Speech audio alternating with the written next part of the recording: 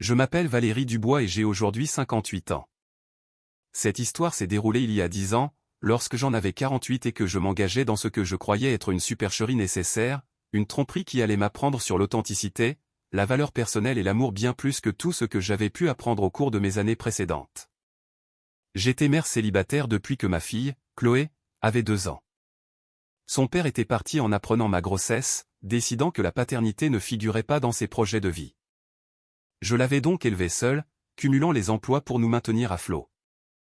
Serveuse dans un café pendant la journée, comptable à mi-temps la nuit, je faisais tout ce qu'il fallait pour payer le loyer et mettre de la nourriture sur notre table.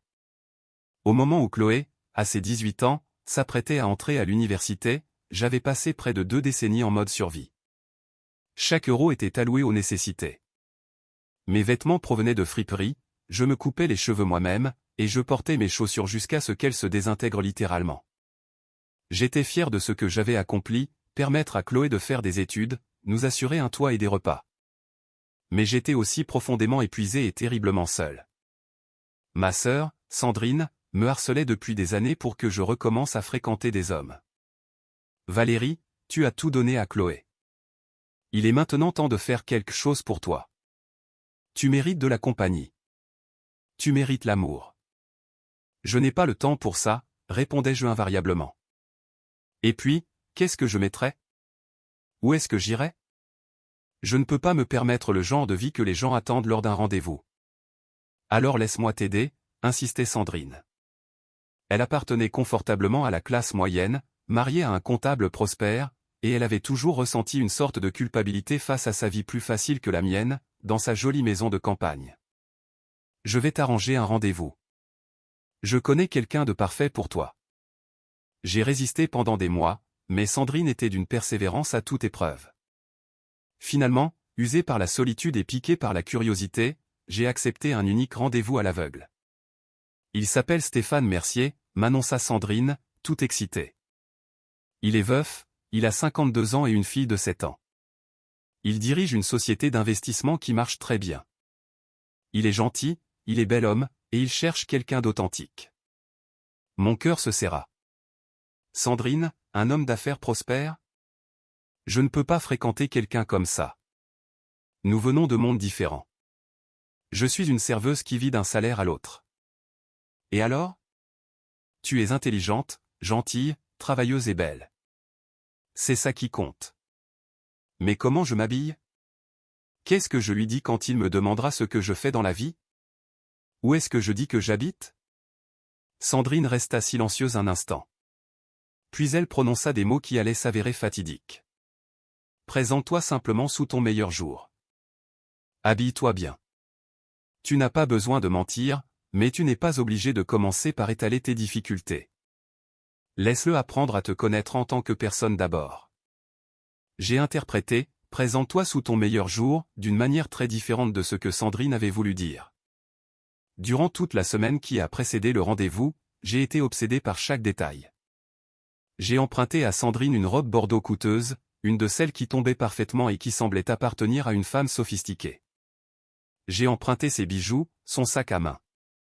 Je me suis entraîné à des conversations devant le miroir, créant une version de moi-même qui paraissait cultivée et prospère. Je me disais que je ne mentais pas, pas exactement. Je ne faisais qu'éditer, que présenter une version de moi qui me donnerait une chance. Une version qui empêcherait Stéphane de me rejeter immédiatement comme étant trop pauvre, trop en difficulté, trop inférieur à sa classe sociale. Le rendez-vous était fixé un samedi soir dans un restaurant gastronomique du centre historique, un établissement devant lequel j'étais passé des centaines de fois sans jamais oser y entrer. Le simple fait de consulter le menu en ligne me nouait l'estomac. Les prix des plats dépassaient ce que je dépensais en courses pour une semaine entière. Sandrine s'est occupée de mes cheveux et de mon maquillage, me transformant en une personne à l'allure élégante et aisée. Quand je me suis regardé dans le miroir, j'ai à peine reconnu mon propre reflet. J'avais l'air chic, confiante, comme quelqu'un qui avait sa place dans des endroits comme celui-ci. « Tu es magnifique », dit Sandrine. « Sois juste toi-même. » Mais quelle, moi? La vraie Valérie, dans ses vêtements de travail usés et ses chaussures fatiguées, ou cette version d'emprunt, drapée dans un tissu coûteux et une fausse assurance? J'ai pris un taxi pour me rendre au restaurant, une autre extravagance que je ne pouvais pas me permettre mais qui me semblait nécessaire pour maintenir l'illusion. Alors que nous nous approchions de l'élégante entrée du restaurant, mon cœur battait si fort que j'ai cru que j'allais être malade. La seule faille dans mon apparence si soigneusement construite était mes chaussures. J'avais tout emprunté à Sandrine, mais nous ne faisions pas la même pointure. Je portais donc mes propres chaussures, des ballerines noires qui avaient connu des jours meilleurs, éraflées et usées, avec la semelle qui se décollait légèrement sur le côté droit. J'avais essayé de les cirer pour les rendre présentables, mais elles restaient ce qu'elles étaient, les chaussures de quelqu'un qui n'avait pas les moyens de s'en offrir de meilleures. Je suis entré dans le restaurant en essayant de me mouvoir avec une grâce assurée, de m'approprier l'espace comme les gens riches semblent le faire sans le moindre effort. L'hôtesse m'a accueilli chaleureusement et m'a conduite à la table où Stéphane attendait déjà. La première chose que j'ai pensé en le voyant, c'est que Sandrine n'avait pas exagéré. Il était bel homme, d'une manière discrète, des cheveux sombres parsemés de fils d'argent distingués aux tempes, des yeux bienveillants, un sourire facile. Il portait une chemise blanche impeccable qui coûtait probablement plus cher que toute ma garde-robe. Mais ce qui m'a le plus frappé, c'est la façon dont il s'est levé en m'apercevant. La chaleur authentique de son expression. « Valérie ? Je suis Stéphane. C'est un plaisir de vous rencontrer. » Nous nous sommes serrés la main et nous nous sommes assis, et je me suis senti comme une imposteur à une table que je n'avais aucun droit d'occuper. Le restaurant était magnifique, avec un éclairage tamisé, un décor élégant, et empli du murmure feutré des conversations et du tintement délicat de l'argenterie coûteuse. J'avais servi des clients dans des restaurants comme celui-ci, mais je n'avais jamais été de l'autre côté. Stéphane était d'une conversation agréable, posant des questions réfléchies et écoutant attentivement. Quand il m'a interrogé sur mon travail, j'ai esquivé, utilisant des termes vagues comme « consultante » et « projets indépendants », ce qui n'était pas tout à fait un mensonge, mais certainement pas toute la vérité. « Et où habitez-vous » a-t-il demandé. « Dans un quartier populaire en périphérie », ai-je répondu, ce qui était techniquement vrai. J'ai simplement omis de préciser que je vivais dans un petit studio situé dans la résidence la moins chère que j'avais pu trouver. Je l'ai interrogé sur sa fille, et son visage s'est illuminé d'une manière qui était à la fois belle et douloureuse. Il l'adorait, c'était une évidence. Elle s'appelle Manon. Elle a 7 ans, elle est vive, curieuse et intrépide. Sa mère est décédée il y a 4 ans, d'un cancer, et nous ne sommes que tous les deux depuis. C'est d'ailleurs elle la raison pour laquelle j'ai accepté ce rendez-vous. Elle m'a dit que j'avais l'air seul et que je devrais trouver quelqu'un avec qui dîner, à part elle. Elle semble sage pour son âge. Elle l'est. Elle est aussi très perspicace. Elle remarque des choses que les autres ne voient pas. Au fil de la conversation, je me suis surprise à apprécier sincèrement la compagnie de Stéphane. Il était intelligent sans être prétentieux, prospère sans être arrogant. Il parlait de son travail avec passion, mais aussi avec recul, comprenant clairement que sa réussite professionnelle n'était pas la chose la plus importante dans sa vie. Et il me posait des questions sur moi, de vraies questions, avec un intérêt sincère. Qu'est-ce que j'aimais ? Quels étaient mes rêves ? Qu'est-ce qui me faisait rire ? Je répondais honnêtement quand je le pouvais, prudemment quand je ne le pouvais pas. Je lui ai parlé de Chloé, de la fierté que j'éprouvais à lui avoir permis de faire des études, de la joie de la voir devenir indépendante. J'ai parlé des livres que j'aimais, des endroits où j'espérais voyager un jour, des petits plaisirs du quotidien. Mais je ne lui ai rien dit des difficultés financières, de l'épuisement, de la réalité de mon existence. J'ai maintenu la façade soignée de quelqu'un dont la vie était confortable et sûre. La nourriture était extraordinaire, bien que j'aie à peine senti son goût.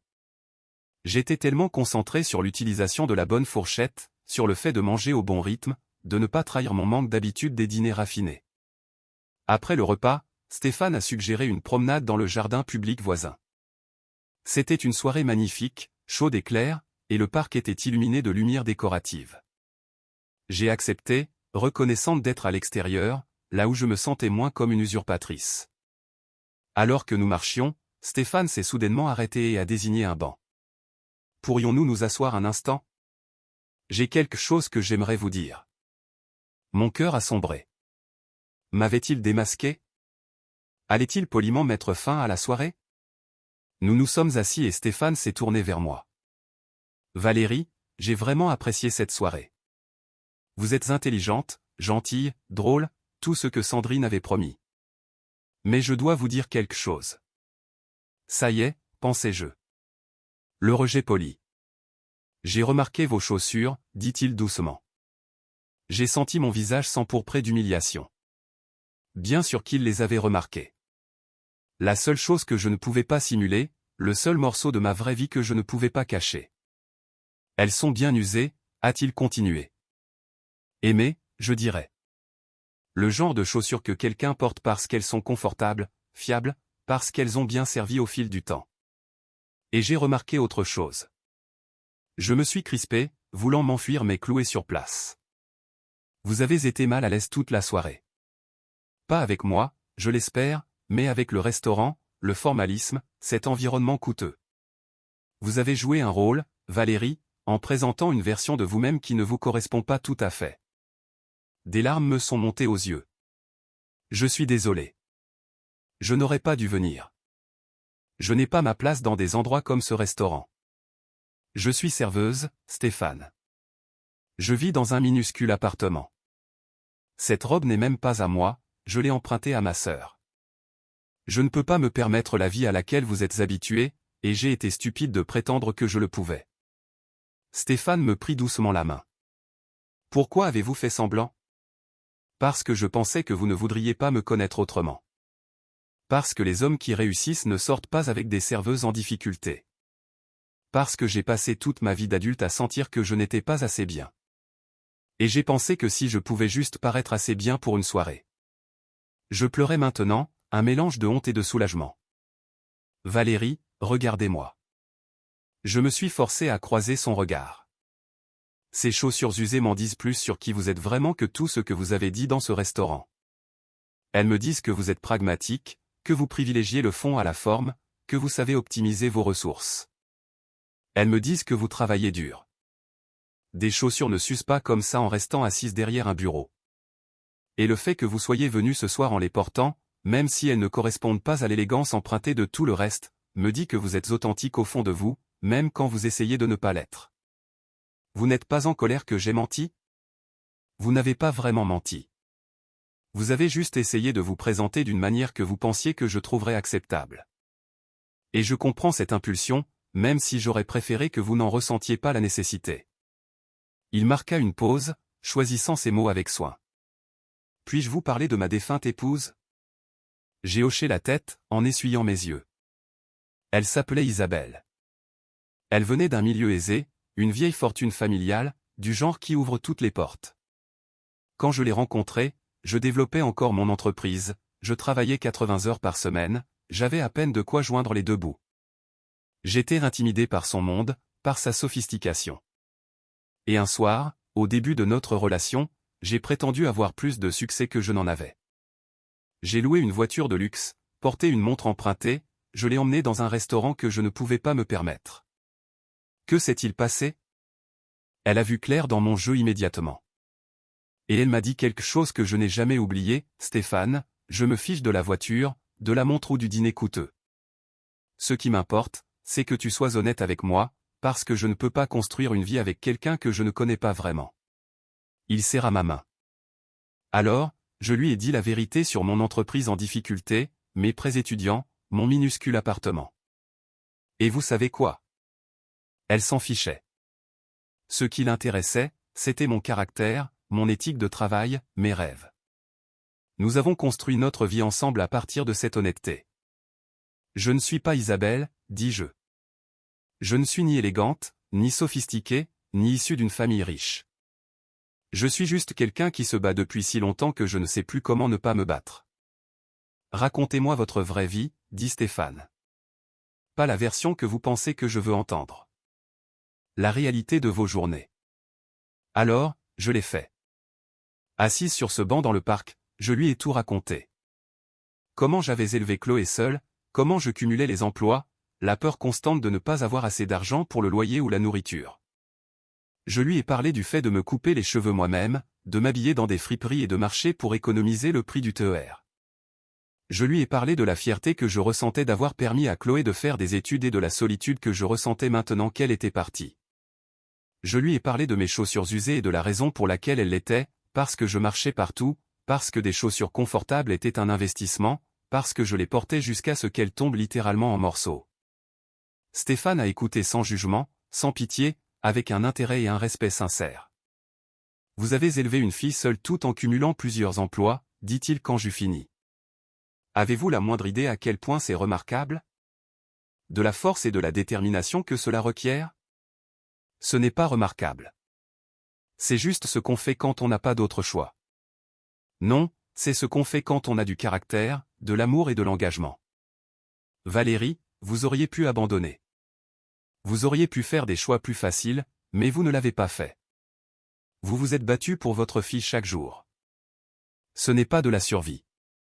C'est de l'héroïsme. Je me suis remise à pleurer. Mais cette fois, c'était parce que je me sentais vu, vraiment vu pour qui j'étais. Je suis désolé d'avoir fait semblant ce soir, dis-je. J'aurais dû être honnête depuis le début. Peut-être, mais je comprends pourquoi vous ne l'avez pas été. Et honnêtement, je suis heureux que nous ayons eu cette conversation, parce que maintenant, je connais la vraie vous. Et la vraie vous est bien plus intéressante que la version que vous essayez de présenter. Nous avons parlé pendant encore 1 heure dans ce parc. Je lui ai parlé de mes rêves de voyager un jour, de prendre des cours d'art, peut-être d'ouvrir un petit café. Il m'a parlé de sa fille Manon, de la reconstruction de sa vie après la mort d'Isabelle, de ses propres luttes contre la solitude et pour trouver un sens à sa vie. Puis-je vous revoir? Demanda-t-il alors que la soirée touchait à sa fin. La vraie vous, pas la version en robe d'emprunt. Peut-être pour un café la prochaine fois, dans un endroit décontracté où vous vous sentirez à l'aise. Vous voulez vraiment me revoir? Même en sachant que je suis une serveuse en difficulté avec des chaussures usées? Je veux vous revoir parce que vous êtes une femme qui a élevé sa fille seule, qui cumule les emplois sans se plaindre, qui a des rêves auxquels elle n'a pas renoncé malgré toutes les raisons de le faire. Les chaussures usées ne sont que la preuve de votre parcours, Valérie. Ce n'est pas quelque chose dont il faut avoir honte. Ce premier rendez-vous en a entraîné un deuxième, puis un troisième. Stéphane insistait pour que nous nous retrouvions dans des endroits où je me sentais à l'aise, le bistrot de quartier où je travaillais parfois, le jardin public où je me promenais lors de mes jours de congé, la médiathèque municipale où je passais des heures à lire. Il voulait connaître mon monde réel, pas une version fabriquée. Il ne m'a jamais fait honte de ma situation financière. Au contraire, il la respectait, comprenant que mes choix étaient nés de la nécessité et que j'avais réussi à créer une belle vie pour Chloé malgré des ressources limitées. Rencontrer Manon a été angoissant. Je craignais qu'elle ne me voie comme inférieur à son père, comme quelqu'un qui n'appartenait pas à leur monde. Mais Manon, avec l'honnêteté directe des enfants, a simplement demandé « Tu es gentil avec mon papa ?» J'essaie de l'être, ai-je répondu. C'est bien. Il mérite quelqu'un de gentil. Et il a l'air heureux quand il parle de toi. Au fil du temps, Stéphane et moi avons construit quelque chose de vrai, basé sur l'honnêteté plutôt que sur la comédie. Il n'a jamais essayé de me sauver ou de régler ma situation financière.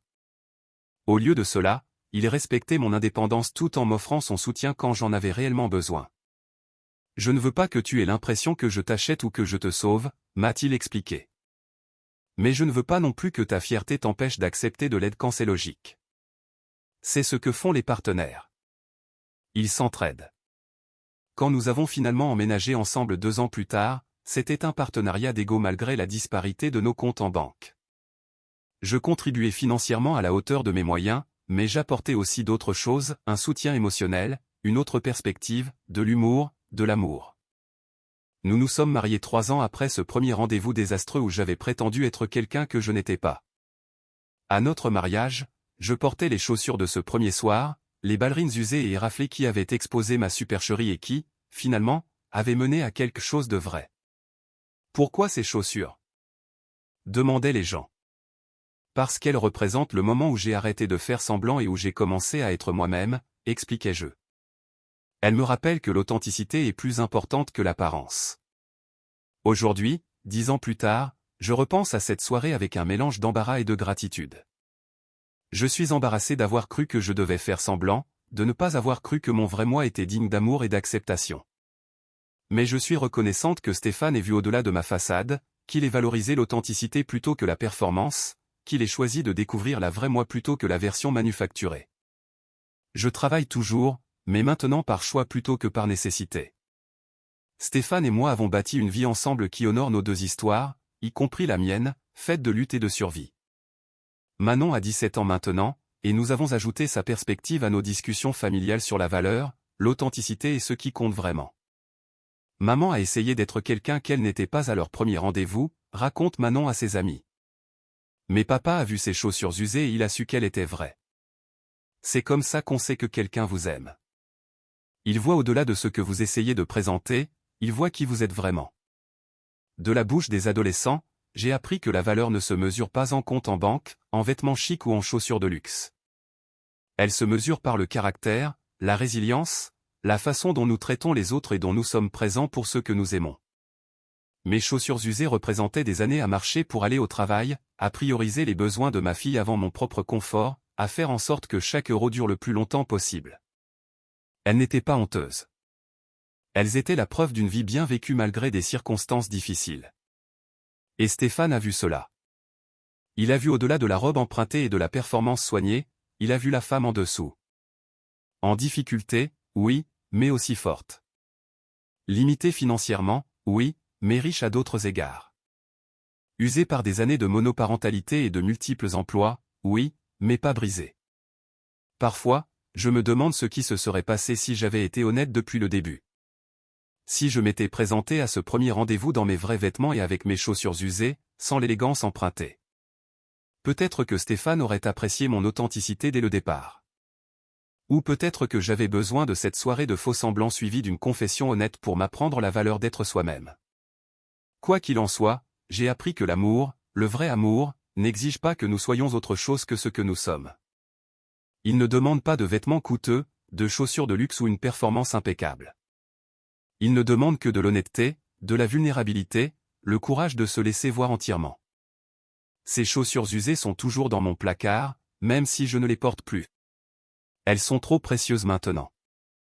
Elles ne représentent pas seulement des années de lutte, mais aussi le moment où j'ai cessé de m'excuser pour qui j'étais et où j'ai commencé à accepter que peut-être, juste peut-être, la personne que j'étais avait toujours été suffisante.